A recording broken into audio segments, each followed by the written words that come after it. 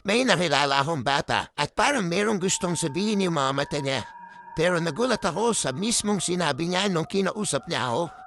Story time, naglalakad ako isang beses. Tapos merong batang lumapit sa akin at tinapik niya yung kamay ko. Tinapik ko pabalik.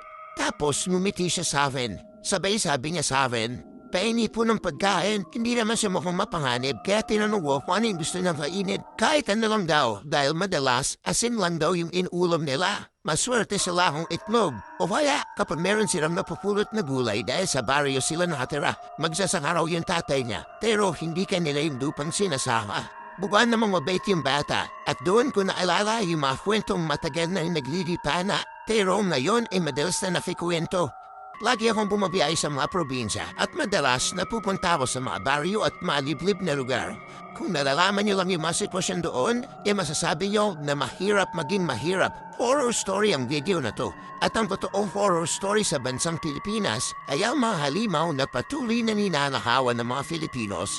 Kagaya ng pamilya ng batang nakilala ko, ninanakaw nila hindi lang ang pera mula sa kaban ng bayan, kundi pati na rin ang opportunities para sa mga tao masisipag pero nalalamahan. Habang kumakain ng asin yung bata, nagpapasaya ang mga anak ng korap sa mga mamahaling restaurants at mga pagkain sa business class papunta sa Europa at Amerika. Ginagamit nila yung pera na dapat para sa atin.